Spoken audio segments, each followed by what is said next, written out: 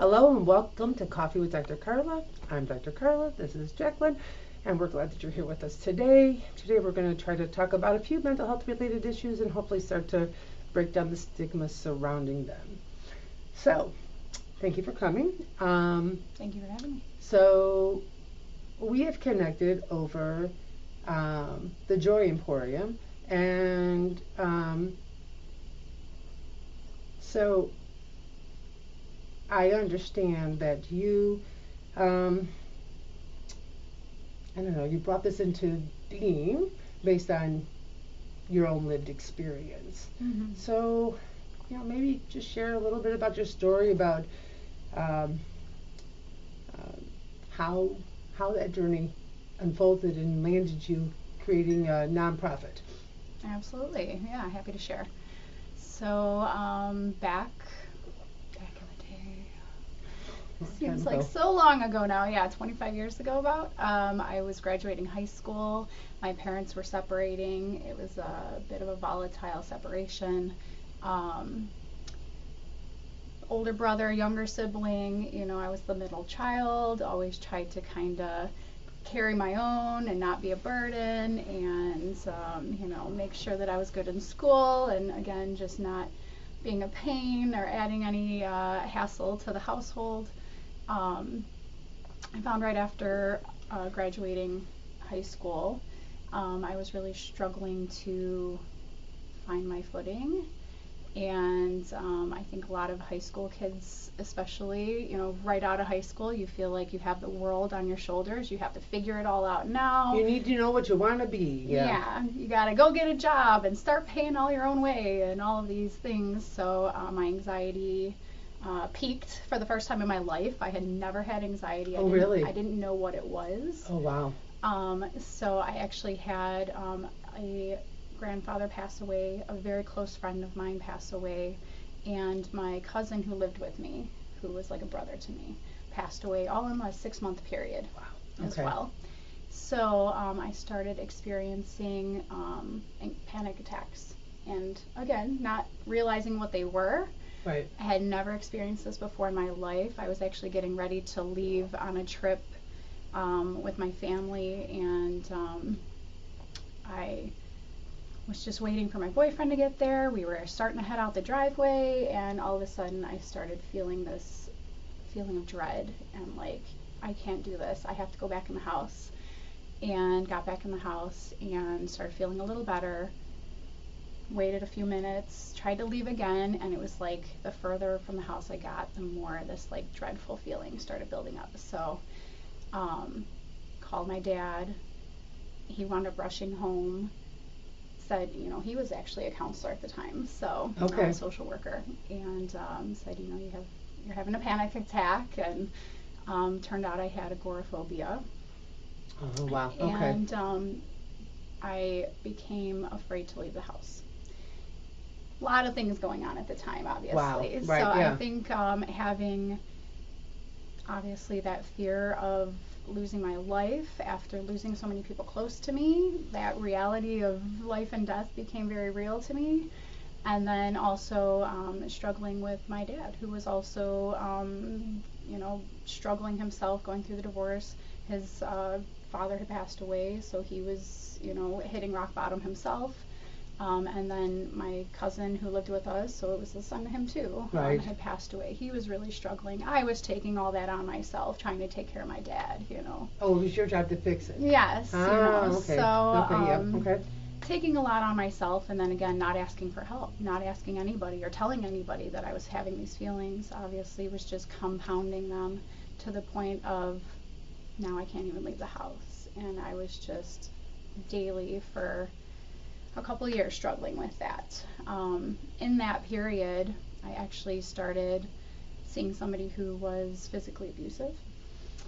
Moved out of the house, moved in with him, and became very alienated. He was a narcissistic type that, started making me feel like I shouldn't talk to anybody. I'm not good enough to talk to anybody. I shouldn't do anything. I should only be. He got his PhD in gaslighting. Okay, right. Got it. All right. Okay. So there was a lot of that going on, and wound up moving out. Just moving out, to be away from that, to be away from everybody.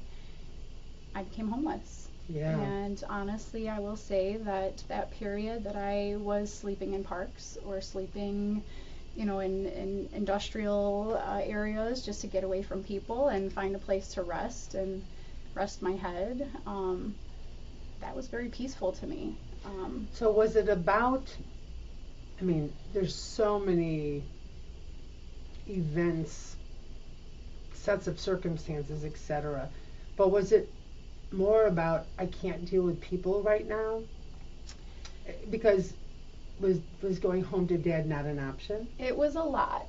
Going home to dad was not an option. Did not feel safe there. Didn't feel like I could ask for help there.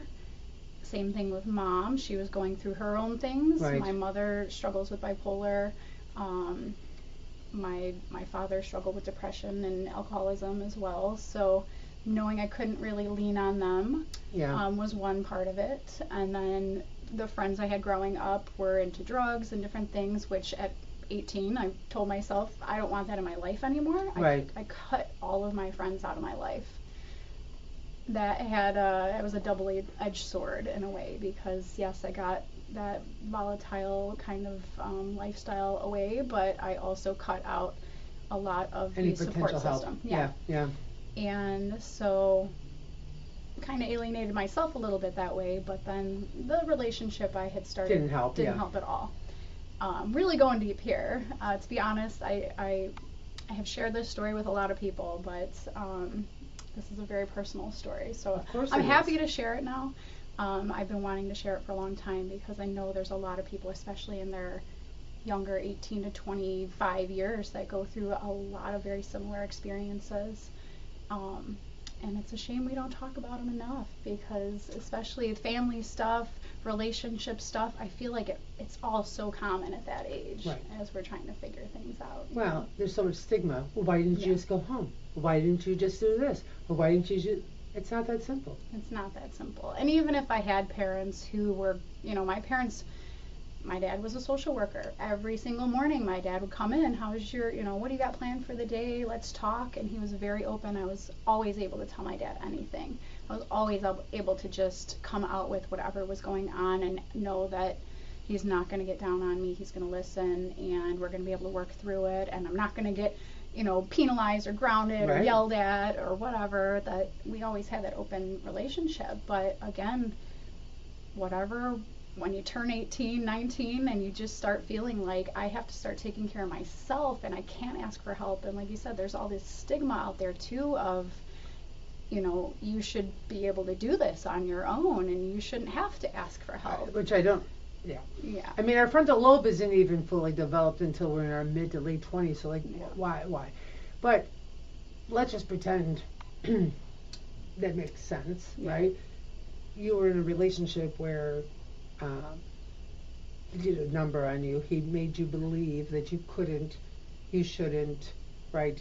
Because he was trying to alienate you, he probably also planted some interesting ideas and concepts about parents, family members, friends.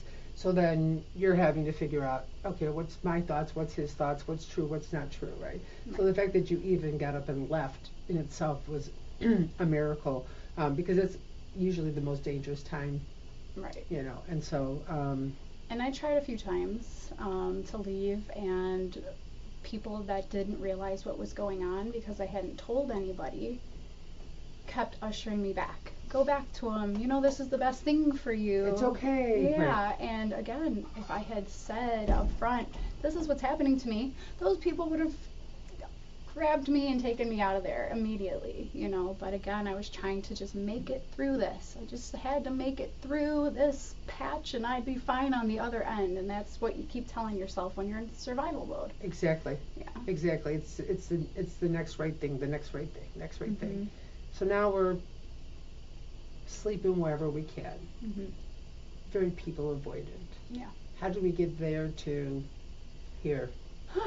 Another long story, but so I tried for a while to get back on my feet by myself. I tried not to ask mom or dad for help, tried not to go to friends, didn't want to tell them everything that I had been through, didn't want to share this whole hot mess. I'm sure there was a lot of shame. Yes, a lot of shame. Yeah. Mm-hmm. And I had heard it from people too, like, well, you let yourself get into this, and you let yourself, and yes, that was absolutely true, but at the time that was a really hard thing to swallow. Yes, well, we let ourselves, Mm-hmm. we did not let ourselves into an abusive relationship, because if he would have said, I'm going to be very abusive and I'm going to do all these horrible things to you, do you want to come date me? You'd be like, no. Never mind. That's where love bombing and all this, manipulation, kind of presenting a different facade than what's really there. Oh no, that's, right.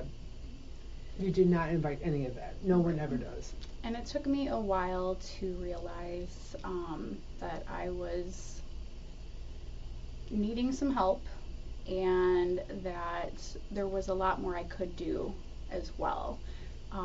I had started getting disability, supplemental income, for my anxiety, for agoraphobia. That was a whole process, and I got denied, I think, 2 or 3 times. You usually do. Even though I had held down jobs since I was 16, I worked 2-3 jobs always, and at the time I was actually working in accounting, making really good money for a huge financial firm, and then this happened, and even my work told me, you look like you need to take some time. I meant to take just a weekend. I never went back, so right. That's what wound up happening. I literally had a breakdown, and again, I know so many people at that age who had similar experiences. None of us talked about it until we were in our late 30s, you know, and it's interesting because when I finally started getting the disability, thankfully, my psychiatrist at the time fought for me and became very involved in the process. Now I think they're mandatory involved in the process right out of the gate, but 25 years ago it was very different, and it was a lot harder to get mental health disability. Right. I'm sure it's still difficult, but they've made it a little bit easier. So I was finally able to get some income going, got an apartment for myself. I did move back with mom for a brief moment there, did not work out. Went and got a place of my own just on disability, and I'll tell you, the moment I got away from the volatile situation and away from the guy and just out on my own, it was like all that anxiety melted away. Sure. And it was like I just flipped a switch. I had no more agoraphobia, no more anxiety. It was like it just all went back onto me to take care of myself. And I guess at that point I was in a position that I felt more able to do so, because it was just like night and day. I was able to start building my life back up, getting a job again, going back to work, and really it was removing, I think, all of that volatility from my life that flipped that switch.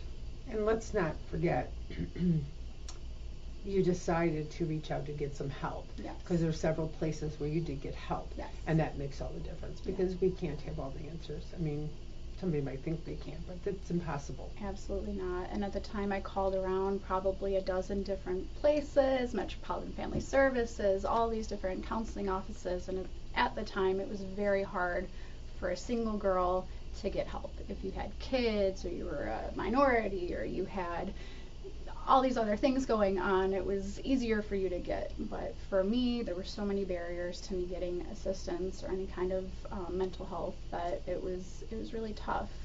And it took going to the domestic to crisis center, South Suburbia, to finally get some help and to understand the cycle of abuse as well. And that was like another light that switched, know. Nice.